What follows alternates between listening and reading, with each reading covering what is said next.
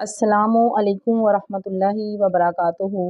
آج میں آپ کے ساتھ ان عظیم ماؤں کی جو ایک سٹوری ہے وہ شیئر کرنے جا رہی ہوں کہ ان عظیم ماؤں نے اتنے کہ اہم کام کیے، اتنے خوبصورت کام کیے کہ اللہ تعالیٰ نے ان کے بچوں کو عظمتوں کی بلندیوں پہ پہنچا دیا۔ وہی بچے جو ہے وہ شہرت اور عزت کی زندگی جو ہے وہ گزارنے لگے، اور انہوں نے ایسے کام کیے وہ ان کے والدین کی زندگی میں بھی ان کے لیے جو ہے وہ عزت کا مقام بنے، اور ان کے جانے کے بعد بھی ان کے لیے بخشش اور نجات کا ذریعہ بنتے رہے۔ سب سے پہلے میں ذکر کرتی چلوں کہ علامہ محمد اقبال جو ہیں، ان کی والدہ محترمہ یہ ایک نیک خاتون تھیں۔ جب علامہ محمد اقبال جو ہے وہ پیدا ہوئے تو اس کی ماں جو تھی انہوں نے یہ سوچا کہ میرے جو شوہر ہیں وہ جو کام کرتے ہیں اس کے اندر سود کی جو پیسے ہیں ان کی آمیزش ہے، تو ان کی خواہش یہ تھی کہ میرا بچہ جو ہے وہ یہ سود والا جو ہے کہ پیسوں کا کھانا نہ کھائے، سود والے پیسوں کا دودھ نہ پیے، بلکہ وہ حلال کمائی جو ہے وہ کھائے۔ تو رزلٹ کیا ہوا کہ ان کے پاس زیورات تھے۔ آپ کو جیسے پتہ ہے کہ جب شادی ہوتی ہے تو عورت کو زیورات جو ہے وہ شوہر کی طرف سے بھی تحفتاً دیے جاتے ہیں، اور اس کے والدین جو ہیں وہ بھی اپنی بیٹی کو تحفتاً پہناتے ہیں۔ انہوں نے کیا کیا، ان کے جو زیور تھے وہ ظاہر ہے جائز اور حلال کمائی کے ہی تھے، تو انہوں نے وہ زیور جو ہے ان کے پاس تھے وہ انہوں نے بیچے، اور ان زیور سے انہوں نے ایک بکری خریدی۔ تو اس بکری کا جو دودھ تھا وہ علامہ اقبال کو وہ پلایا کرتی تھیں۔ انہوں نے اپنا دودھ جو ہے ان کو نہیں پلایا، بلکہ بکری کا دودھ جو ہے وہ ان کو پلاتی، تاکہ ان کا بچہ جو ہے وہ حلال جو ہے وہ کمائی، جسے کہتے ہیں کہ حلال کمائی کے پیسوں کا جو ہے وہ دودھ پیے۔ اب دیکھیں کہ انہوں نے کس قدر خیال رکھا۔ کیا آج کے دور کی کوئی ماں اس چیز کا خیال رکھتی ہے؟ لیکن انہوں نے اس چیز کا اتنا اچھا خیال رکھا کہ اپنے بچے کی اس طریقے سے پرورش کی۔ لیکن اللہ تعالیٰ نے پھر علامہ اقبال کے جو والد تھے شیخ نور محمد، ان کو بھی اللہ تعالیٰ نے ہدایت دی، اور انہوں نے بھی یہ سود والا جو کاروبار تھا یہ چھوڑ دیا۔ اس کے بعد وہ کوئی اور کام کرنے لگے۔ لیکن ان کی والدہ محترمہ جو تھیں ان کی سوچ بڑی عظیم تھی، ان کا نیکی کا جو جذبہ تھا وہ بڑا عظیم تھا۔ تو پھر دیکھیے کہ اللہ تعالیٰ نے علامہ اقبال کو شہرت کی کن بلندیوں کے اوپر پہنچایا۔ انہوں نے اسلام کے لیے، دین کے لیے کس طرح کے کہ ان کے افکار و خیالات تھے، کیسے انہوں نے بکس لکھی، کیسے انہوں نے شعر کیے، ان کے شعروں کو پڑھ پڑھ کے جو ہے وہ مسلمانوں کے اندر جو ہے وہ ایک جوش اور گرمی جو ہے وہ پیدا ہوتی ہے۔ آج تک ان کی یہ شعر و شاعری جو ہے وہ چل رہی ہے۔ اب دیکھیں کہ کتنا بھی بڑا کوئی خطیب ہے، ضرور ان کا شعر جو ہے وہ اپنی سپیچ میں اپنے کہ جب بھی وہ باتیں کرے گا تو وہ ضرور جو ہے ان کی جو شعر و شاعری ہے اس کا حوالہ جو ہے وہ ضرور دیا جاتا ہے۔ پھر علامہ اقبال جو تھے ان کی سوچ دیکھو کیسی تھی۔ انہوں نے جو پاکستان بنانے کے لیے جو ہے مسلمانوں کے اندر جو ہے ایک نیا جذبہ پیدا کیا۔ انہوں نے یہ مشورے جو ہیں وہ قائد اعظم محمد علی جناح کو بھی دیے۔ اس کے بعد والدہ محترمہ آ جاتی ہیں حضرت اسماعیل کہ جو مؤلف بخاری ہیں، ان کا نام محمد عبداللہ محمد بن اسماعیل بخاری ہے۔ یہ بچے جو ہیں یہ جب پیدا ہوئے تو ان کی آنکھیں جو تھی ان کی بینائی ختم ہو گئی، جب بچے یہ پیدا ہوئے تھے تب بینائی تھی، تو کچھ عرصے بعد ان کی بینائی ختم ہو گئی۔ لیکن اللہ تعالیٰ نے ان کو بیٹا دیا۔ ان کی والدہ محترمہ کی شدید خواہش تھی کہ ان کا بیٹا جو ہے وہ پڑھ لکھ کر اسلام کی خدمت پڑھے، وہ عالم بنے، وہ سکالر بنے اور دین اسلام کی جو ہے وہ خدمت کرے۔ لیکن جب بیٹے کی آنکھوں کی بینائی چلی گئی تو بڑی ہی تکلیف سے دوچار ہوں، لیکن انہوں نے اللہ کی رحمت سے مایوسی کا اظہار نہیں کیا، بلکہ بڑی شدت سے اپنے رب سے اٹھ اٹھ کے تہجد کے اندر دعائیں کرتی رہیں۔ یہ سلسلہ جو تھا چلتا رہا، لیکن اگرچہ کہ محمد بن اسماعیل جو ہے بخاری جو تھے وہ آنکھوں سے کی روشنی سے محروم ہو گئے تھے، ان کی والدہ جو ہے ان کی تعلیم و تدریس کا جو ہے وہ کہ کوشش کرتی رہیں، انہیں پڑھاتی رہیں، تو مسلسل جو ہے وہ دعائیں کرتی رہیں۔ تو اللہ تعالیٰ نے ان کا تقریباً 13 یا 14 سال کی عمر میں جو بنائی ہے وہ دوبارہ لوٹا دی۔ ہوا کیا کہ ان کی والدہ محترمہ کہتی ہیں کہ مجھے خواب کے اندر جو ہے حضرت محمد ابراہیم علیہ السلام جو ہے وہ نظر آئے، اور انہوں نے یہ مجھے خوشخبری سنائی کہ آپ کے بیٹے کی بینائی جو ہے واپس آ گئی ہے۔ وہ کہتی ہیں کہ جب صبح کو میرا بیٹا نیند سے بیدار ہوا تو اس نے خوشی کا اظہار کیا۔ اس نے کہا کہ ماں، اللہ کا شکر ہے کہ اللہ تعالیٰ نے مجھے آنکھوں کی روشنی جو ہے وہ عطا فرمائی۔ اب دیکھیے، پھر اللہ تعالیٰ نے ان کو بینائی دی، ان کا یہی بیٹا، ماں کی خواہش تھی تو ماں کی خواہش کی وجہ سے یہی بیٹا جو بخاری کا مؤلف بنا۔ اب دیکھیے کہ قرآن مجید کے بعد اس پوری دنیا میں اگر کسی کتاب کو بہت زیادہ اہمیت حاصل ہے، فضیلت حاصل ہے، یا اتھینٹک جس کو لوگ سمجھتے ہیں، تو وہ بخاری ہی ہے۔ تو یہ کس نے لکھی؟ یہ انہی امام بخاری رحمۃ اللہ علیہ جو تھے انہوں نے لکھی۔ اور دیکھیے کہ بخاری لکھنے کا ان کا طریقہ کار کیا تھا۔ ہر حدیث لکھنے سے پہلے غسل کرتے تھے، غسل کر کے کپڑے یعنی کہ چینج کرتے تھے، خوشبو لگاتے تھے، پھر 2 نوافل جو تھے وہ ادا کرتے تھے، پھر حدیث جو ہے وہ لکھا کرتے تھے۔ ہم دیکھیے کہ اس کی ماں تو اس دنیا سے چلی گئی، بیٹا بھی اس دنیا سے چلا گیا، لیکن بخاری جو ہے وہ اب پڑھی جا رہی ہے، اور انشاءاللہ قیامت تک جو ہے وہ پڑھی جاتی رہے گی۔ تو ان کے والدین کے درجات جو ہے دیکھیے کہ کس قدر بلند ہیں، کس وجہ سے؟ صرف اور صرف اس کی ماں جو ہے، اس کی دعاؤں کا ثمر جو ہے یہ سامنے آیا۔ اور ویسے بھی ماں کی یعنی کہ نیت اچھی تھی، انہوں نے اپنے بیٹے کو کچھ بنانے کے لیے ان کے ذہن کے اندر یہ بات تھی۔ پھر دیکھیے کہ اب تیسری ماں جو ہے جاتی ہے وہ علامہ عبد القادر جیلانی رحمۃ اللہ علیہ، ان کی والدہ محترمہ ہے۔ دیکھیے انہوں نے اپنے بیٹے کی تربیت کس طریقے سے کی تھی کہ ان کے والد محترم بھی اس دنیا میں نہیں رہے تھے، لیکن ماں نے اپنے بیٹے کی تعلیم و تربیت کے لیے انتھک کوشش کی۔ اور وہ مشہور واقعہ تو یقیناً آپ نے اس سے پہلے بھی سنا ہوگا کہ جب ان کی والدہ محترمہ نے آپ کو حضرت عبد القادر جیلانی رحمۃ اللہ علیہ کو ایک قافلے کے ساتھ جو ہے کسی مدرسے میں پڑھنے کے لیے بھیج رہی تھیں، تو انہوں نے دیکھا کہ بچہ چھوٹا ہے۔ انہوں نے ان کو جو دینار تھے، درہم تھے، انہوں نے کیا کیا کہ ان کی آستین کے اندر سی دیے کہ کہیں گم نہ کر دے بچہ۔ لیکن جاتے ہوئے اپنے بیٹے کو ایک وصیت کی کہ بیٹا ہمیشہ سچ بولنا۔ اور بیٹا جو تھا وہ بھی کس قدر فرمانبردار تھا، اس نے بھی سچ بولنے کی انتہا کر دی۔ اور جب راستے کے اندر قافلے پہ ڈاکوؤں نے اٹیک کیا، حملہ کیا، تو ڈاکو جو تھے وہ ایک ایک بندے کے پاس جاتے تھے، اور جو بھی ان کے پاس سامان ہوتا تھا تو وہ لے آتے تھے۔ تو حضرت عبد القادر جیلانی جو ہیں وہ بھی سہمے ہوئے کھڑے ہوئے تھے، ایک ڈاکو ان کے پاس آیا تو اس نے ان سے پوچھا کہ کیا آپ کے پاس کچھ ہے؟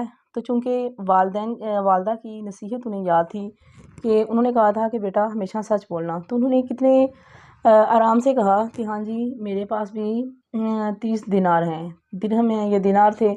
تو ان جو ڈاکو تھا اس نے ان کو ٹٹولا، اس کے جو مطلب لباس تھا، ان کا بیگ تھا، اس کی تلاشی لی، لیکن انہیں کچھ بھی نہ ملا۔ تو وہ واپس چلا گیا۔ اس نے کہا کہ آپ تو کہتے ہو لیکن آپ کے پاس تو کچھ بھی نہیں ملا۔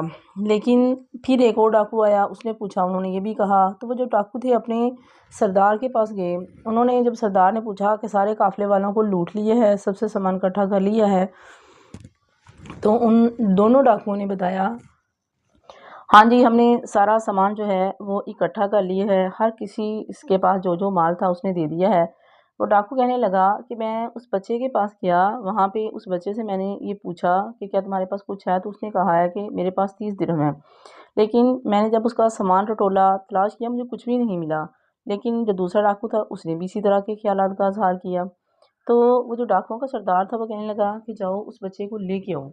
تو وہ بچے کو لے کے جب آیا گیا عبد القادر جیلانی رحمۃ اللہ علیہ، تو انہوں نے کیا کیا، انہوں نے کہا کہ میرے پاس 30 دینار ہیں، لیکن میری ماں نے میری آستین کے اندر سی دیے ہیں تاکہ کہیں گم نہ ہوں۔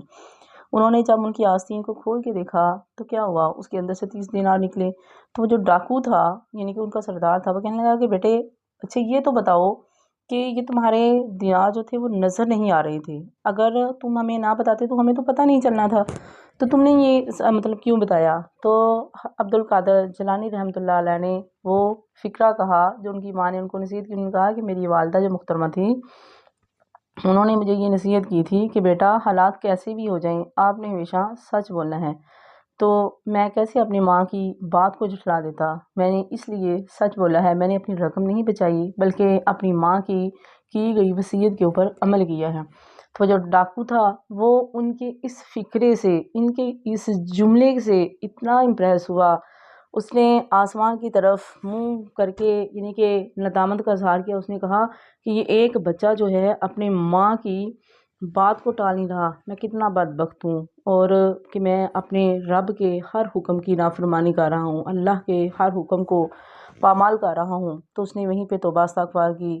تو اس کے ساتھ جتنے بھی ڈاکو تھے سب نے توبہ استغفار کی اور سارے جو ہے موحد بن گئے ایک چھوٹے بچے کی وجہ سے. اور ایک چھوٹے بچے کی تربیت کس نے کی؟ اس کی والدہ محترمہ نے کی.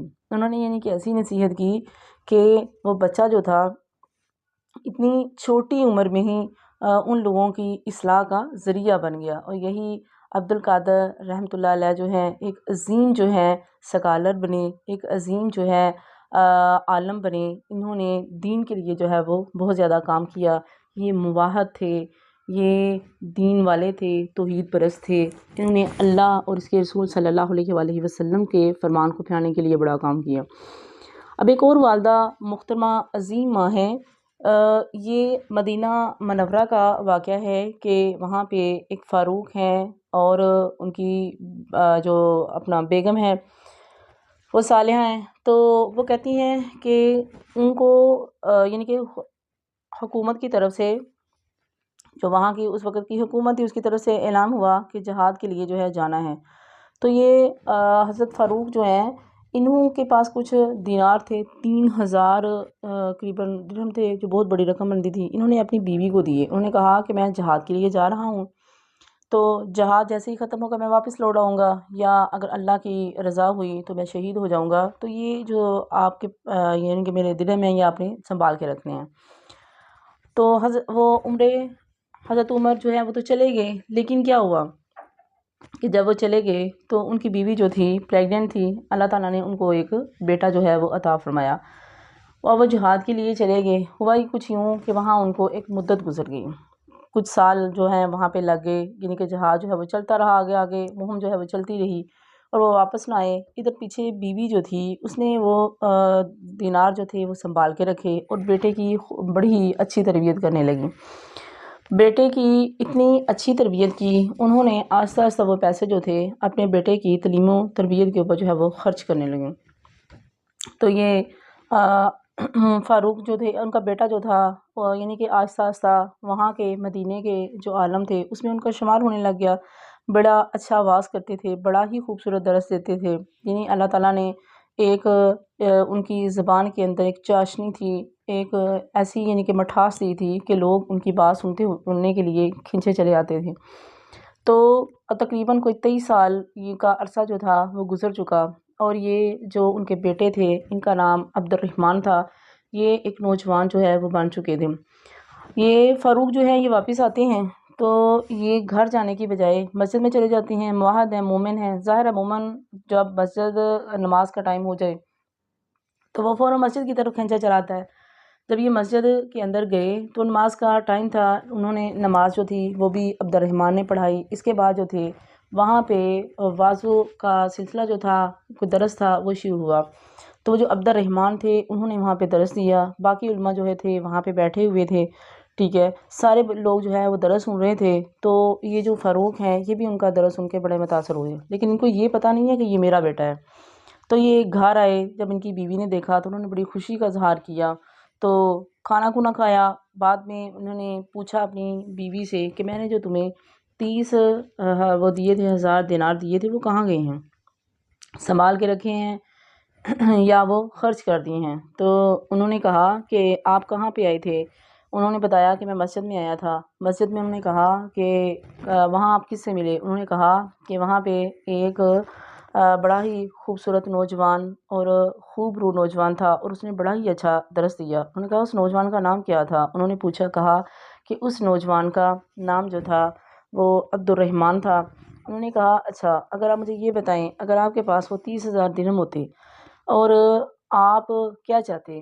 تو وہ کہنے لگے کہ اگر میرے پاس وہ 30,000 درہم ہوتے تو میں جو اس درہم کو خرچ کرتا تاکہ میرا جو بیٹا ہے وہ عبد الرحمن کی طرح کا عالم بنتا، اس طرح کا آواز و نصیحت کرنے والا بنتا۔ انہوں نے کہا پھر آپ کو بہت بہت مبارک ہو، میں نے وہی 30,000 جو درہم ہے میں نے اپنے اوپر خرچ نہیں کیے، میں نے بلکہ وہ آپ کے بیٹے کے اوپر خرچ کیے، اور وہ جو عبد الرحمن ہے جسے دیکھ کے آپ بڑے امپریس ہوئے ہیں، وہ کوئی اور نہیں ہے، وہ بلکہ آپ کا بیٹا ہے۔ آپ کے جانے کے بعد اللہ تعالیٰ نے مجھے بیٹا جو ہے وہ عطا کیا، اور میں نے اپنی سارے وہ جو پیسے تھے اپنے بیٹے کو عالم بنانے کے لیے جو ہے وہ خرچ کر دیے۔ تو وہ جو فاروق تھے وہ بڑے خوش ہوئے، انہوں نے اپنے رب کے سامنے سجدے کے اندر گر گئے اور اللہ کا شکر ادا کیا کہ میری بیوی نے میرے بیٹے کی کتنی خوبصورت تربیت جو ہے وہ کی ہے کہ آج میرا بیٹا مدینے کے جو معزز جید عالم ہیں ان کے اندر اس کا شمار ہوتا ہے۔ کہ دیکھیے کہ یہ بھی وہ مائیں تھیں۔ آج کیا اس طرح کی مائیں ہمارے معاشرے میں ناپید ہیں؟ نہیں، ایسا نہیں ہے۔ آج بھی بہت ساری مائیں ہمارے معاشرے کے اندر ہیں، بس تربیت کی ضرورت ہے۔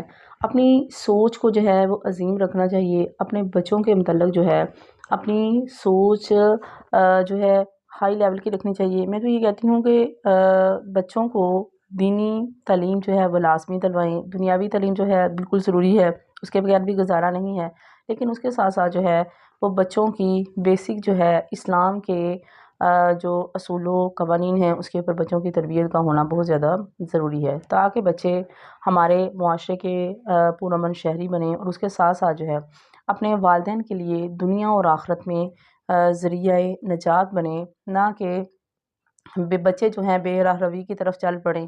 ٹھیک ہے، جن بچوں کو اسلام کی بیسکس کا پتہ ہے، جن کو پتہ ہے اللہ کا ڈر اور خوف جس بچے کے ذہن کے اندر بیٹھ جاتا ہے وہ بے راہ روی کی طرف نہیں جاتا، بلکہ وہ اللہ سے ڈرتا رہتا ہے۔